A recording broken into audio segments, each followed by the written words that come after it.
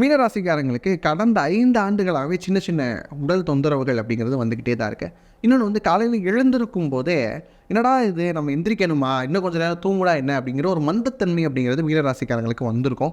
இன்னொன்று வந்து பார்த்தீங்கன்னா, யாரோ அடிச்சு போட்ட மாதிரி இருக்குது உடல் அப்படிங்கிற ஒரு சோர்வு அப்படிங்கிற விஷயம் இருந்துக்கிட்டே இருக்குது. இதில் இருந்தெல்லாம் ஓவர் கம் பண்ணி வர வேண்டிய அவசியத்தில் இருக்கீங்க. அதே மாதிரி ஒபிசிட்டி அப்படிங்கிற விஷயம் அதிகமாகிறதுக்கான வாய்ப்புகள் இருக்குது. இன்னொரு விஷயம் என்ன அப்படின்னு பார்த்தீங்கன்னா, இருந்த இடத்துல இருந்துக்கிட்டே சாப்பிட்றது. லைக் வந்துட்டு நிறைய intake of food, emotional food habiting திருப்பி வைக்கலாம்.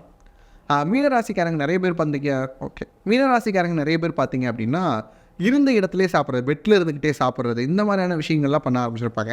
இன்னொன்று வந்து நான் கொஞ்சம் சோர்வாக இருக்கிறேன், எனக்கு கொஞ்சம் கவலையாக இருக்குது, அப்போ நான் ஏதாவது சாப்பிட்ணும், இந்த மாதிரியான எமோஷ்னல் ஈட்டிங்குள்ளே தங்களை ஈடுபடுத்திக்கிட்டு இன்னும் ஒபீஸ் ஆகிறதுக்கான வாய்ப்பு அப்படிங்கிறது அதிகமாக இருக்குது. இதிலெல்லாம் கவனமாக இருக்கணும். கொலஸ்ட்ரால் சார்ந்த பிரச்சனைகள் வர்றதுக்கான வாய்ப்புகள் இன்னும் ஜாஸ்தியாக இருக்குது. அப்படிங்கிறதுனால அதிலும் கவனமாக இருந்துக்கிட்டிங்கன்னா நல்லது.